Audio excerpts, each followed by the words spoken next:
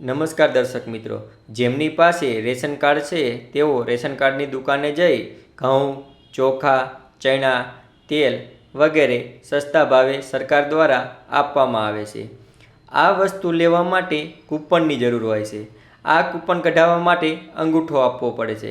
તો ઘણા બધા લોકોને અંગૂઠો આવતો નથી કે પછી સ્કેન થતો હોતો નથી, અને જો અંગૂઠો આવી જાય તો ત્યાં ઘણી લાંબી લાઈન હોય,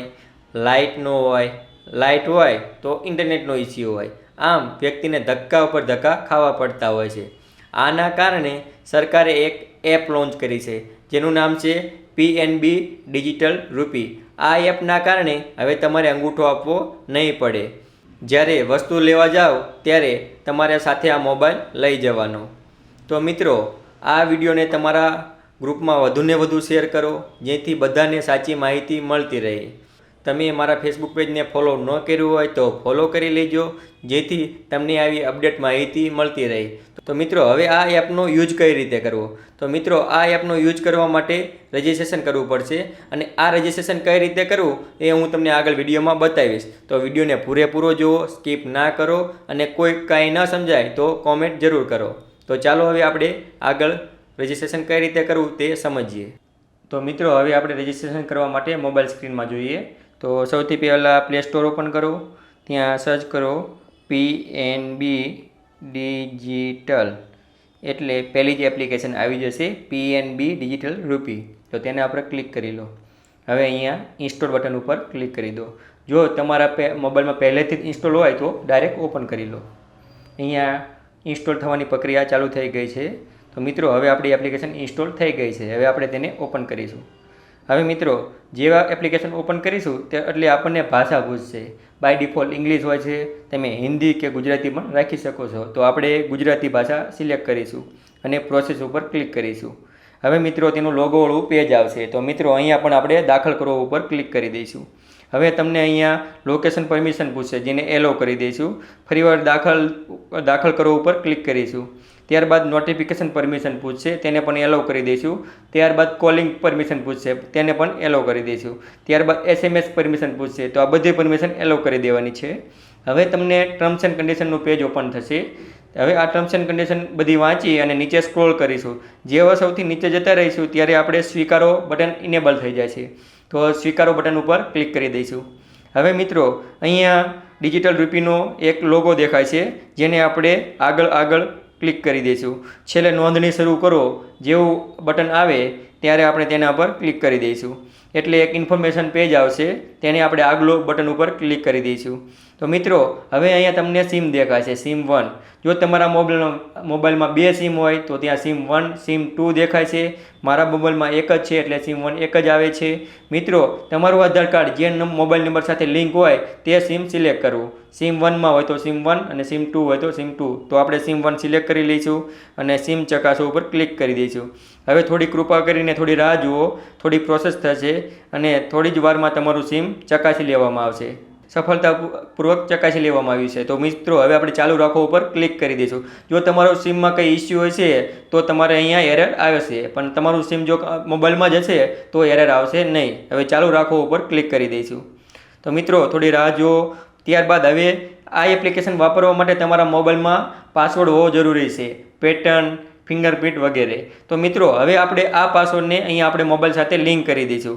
જો તમારે ફિંગરપ્રિન્ટ હોય અથવા તો પેટર્ન હોય તો તે પણ લિંક કરી શકો છો। અહીંયા મારે ફેસ લોક છે એટલે હું ફેસ લોક સાથે અપડેટ કરીશ। તો પિન સેટ કરીશ। સેટ પિન ઉપર ક્લિક કરી દઈએ અને કન્ફર્મ બટન ઉપર ક્લિક કરી દઈએ। તો હવે મારો ફેસ લોક અહીંયા સંપૂર્ણ રીતે પિનકોડ સેટ થઈ ગયો છે। તો મિત્રો, હવે અહીંયા તમારે તમારું નામ એન્ટર કરવાનું છે। તો તમારું જે આધાર કાર્ડમાં નામ હોય તે અહીંયા તમારે દાખલ કરી દેવાનું છે। ચાલુ રાખો બટન ઉપર ક્લિક કરી દેવાનું છે। તો હવે આગળ રિકવરેબલ, તો આ ઓપ્શનને ફરજિયાતપણે સિલેક્ટ કરી લેવાનું છે, કારણ કે આ ઓપ્શનના કારણે તમારો મોબાઈલ ખોવાઈ જાય અથવા તો મોબાઈલ બદલો તો તમને તમારું એકાઉન્ટ રિકવર કરી આપશે।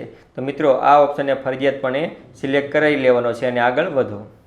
તો મિત્રો, હવે તમારો અહીંયા વોલેટ પિન પૂછશે। આ વોલેટ પિન એટલે કે આપણે ગૂગલ પે ફોનપેમાં કેમ આપણે પિન સેટ કરીએ છીએ એવી રીતે અહીંયા વોલેટનો પિન કે જ્યારે પણ કોઈ ટ્રાન્ઝેક્શન કરશો ત્યારે તમને આ પિન પૂછશે, એટલે આ પિન તમારે નોટ કરી લેવો જરૂરી છે. પછી ચાલુ રાખો ઉપર ક્લિક કરીશું. તો હવે તમને આ પિન સેટ કરવા માટે 6 આંકડાનો પિન પૂછશે, તો તમારે આ પિન ક્યાંક ને ક્યાંક નોટ કરી લેવાનો છે. તો તમારે મિત્રો 6 આંકડાનો પિન નાખી દેવાનો છે. તો અહીંયા હું 6 આંકડાનો પિન દાખલ કરી દઈશ. ફરીવાર કન્ફર્મ કરી દેવાનો છે તે જ પિન. તો મિત્રો પછી હું અહીંયા પ્રોસેસ ઉપર ક્લિક કરી દઈશ. પછી અહીંયા ચાલુ રાખો ક્લિક કરી દઈએ. તો મિત્રો હવે આપણે અહીંયા 2 ઓપ્શન છે કે તમારું આધાર કાર્ડ તમારા મોબાઈલ નંબર સાથે જો લિંક હોય તો તમારે અહીંયા રેડિયો બટન ક્લિક કરવાનું છે, અને જો તમારા મોબાઈલ નંબર આધાર કાર્ડ સાથે લિંક નથી તો ડાયરેક્ટ તમારે ચાલુ રાખો ઉપર ક્લિક કરવાનું છે. પણ એક વસ્તુ છે અહીંયા કે તમે ડાયરેક્ટ ચાલુ રાખો ઉપર ક્લિક કરશો તો તમારે ફ્યુચરમાં પણ તમારે આધાર કાર્ડ લિંક તો કરવું જ પડશે. તો મિત્રો આધાર કાર્ડ મોબાઈલ નંબર સાથે લિંક હોય તો રેડિયો બટન ઉપર ક્લિક કરી દો અને એ ચાલુ રાખો ઉપર બટન ઉપર ક્લિક કરો. હવે તમારે અહીંયા તમારો આધાર નંબર દાખલ કરવાનો છે. તો અહીંયા હું મારો આધાર નંબર દાખલ કરી દઉં છું. આધાર કાર્ડ દાખલ કર્યા બાદ ઓટીપી જનરેટ ઉપર ક્લિક કરી દઈએ. સ્વીકારો ઉપર ક્લિક કરી દઈએ. થોડી રાહ જુઓ. હવે તમારા મોબાઈલમાં ઓટીપી આવશે. જે ઓટીપી આવે તે અહીંયા તમારે દાખલ કરવાનો રહેશે. તો મિત્રો મારા મોબાઈલમાં ઓટીપી આવી ગયો છે, તો હું ચેક કરી લઉં. ઓકે, ઓટીપી આવી ગયો છે.